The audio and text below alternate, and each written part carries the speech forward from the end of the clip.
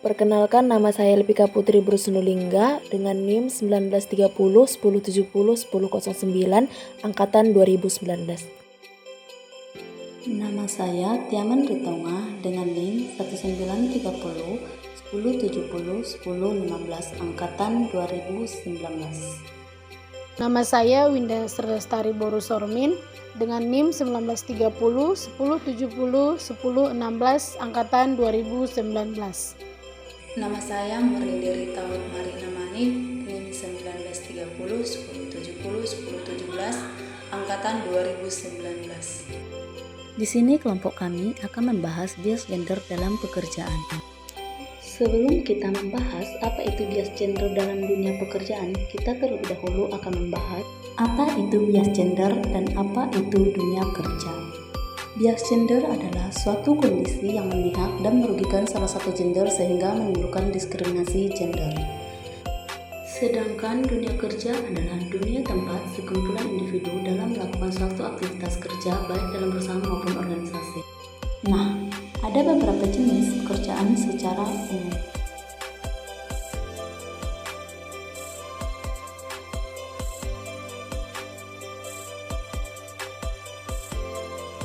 Apa saja bias-bias gender dalam dunia pekerjaan? 1. Kesenjangan upah antara laki-laki dan perempuan. Dapat kita lihat kesenjangan upah masih banyak kita temui. Salah satu contoh nyata yaitu terdapat pada sebagian tempat termasuk daerah saya tinggal di Sumatera Utara. 2. Pelecehan seksual sering terjadi di tempat kerja masing-masing. 3. Masih banyak peraturan yang sering merugikan hak-hak perempuan, contohnya cuti melahirkan dan cuti hamil. 4. Pekerja perempuan juga masih mendapatkan perlakuan yang memarginalkan atau pembatasan dan subordinasi atau penomorduaan. Beberapa faktor-faktor penyebab bias gender. Yang pertama yaitu tuntutan untuk mengurus keluarga. Yang kedua, adanya stigma perempuan kurang produktif. Berikut video yang menjelaskan kenapa perempuan sedikit yang menjadi pemimpin. Beda sama zaman dulu, rasanya saat ini perempuan dan laki-laki udah nggak terasa lagi kesenjangannya. Semuanya rasanya baik-baik aja. Kayaknya semua punya kesempatan yang sama dan setara. Tapi faktanya kalau dilihat dari jumlah pemimpin negara dunia, menteri-menteri di Indonesia, posisi karir dalam pekerjaan, kesenjangan nyatanya masih ada. Itu bikin satu pertanyaan besar yang kita punya saat ini. Apakah kesetaraan itu jadi ilusi semata? Mari kita simak video berikut. Bisa dibilang ya, kesetaraan ini mungkin belum dirasain sama semua perempuan. Kita setara, tapi belum merata. Itu ditunjukin sama penelitian yang bilang Indonesia ada di posisi 85 dari 149 negara soal kesenjangan gender.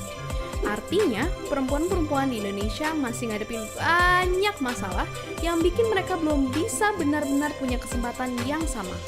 Tapi, apakah sebenarnya yang menghambat perempuan untuk memimpin?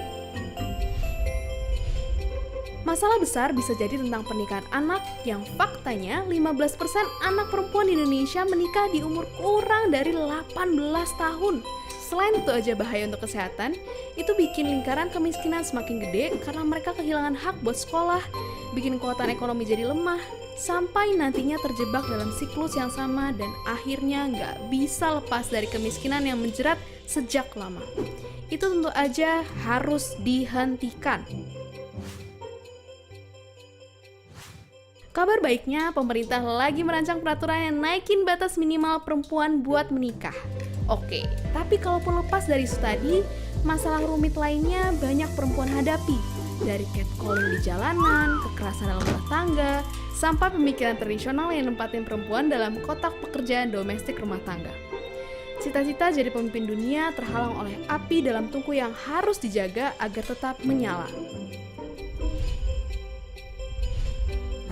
Meski tentu aja jadi ibu rumah tangga sama mulianya, nyatanya ini bikin perempuan harus milih antara karir atau keluarga, yang bikin persaingan pun jadi nggak setara. Di sisi lain, lingkungan pekerjaan ngebentuk laki-laki menjadi lebih superior dalam karir.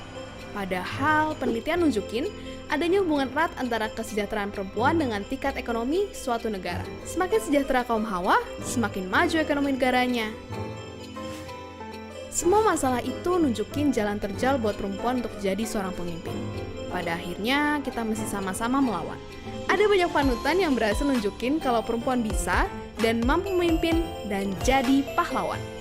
Kesempatan pendidikan yang terbuka kayak sekarang juga mesti dimanfaatin buat munculin pemimpin-pemimpin perempuan baru di masa depan.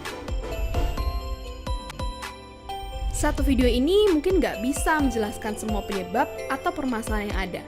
Tapi mungkin ini saatnya perempuan fokus sama kekuatan, bukan ketakutan. Karena apapun yang kita takutkan nggak punya kekuatan. Justru sebaliknya, ketakutan kitalah yang memberikan kekuatan. Berikut cara membangun kesetaraan gender dalam dunia kerja. Yang pertama, memberikan kesetaraan gaji. Yang kedua, mengubah strategi perekrutan untuk meningkatkan keragaman gender. Yang ketiga, mendukung fleksibilitas kerja dan work-life balance. Yang keempat, terapkan kebijakan yang tegas terhadap pelecehan di tempat kerja. Yang kelima, berikan perhatian pada level pimpinan. Yang keenam, berikan kesempatan kerja yang sama untuk pemimpin wanita. Untuk itu penting untuk mendorong kesetaraan gender dalam dunia kerja dalam bentuk laki-laki dan perempuan memiliki kesempatan yang sama dalam mendapatkan promosi jabatan, laki-laki dan perempuan menerima upah yang setara, posisi strategis dapat diraih berdasarkan kompetensi, bukan jenis kelamin tertentu. Selanjutnya, pernahkah kalian mengalami kejadian seperti ini? Loh, istri sampean mana? Lagi meeting, Pak. Elah dalah, lah kok. Atau seperti ini. Nah, ini baru benar. Loh, kok ibu yang nyuci? Bojoku sing meeting, Pak. Meeting? Jika laki-laki bisa, perempuan juga bisa. Jangan ada bias gender di antara kita. Terima kasih.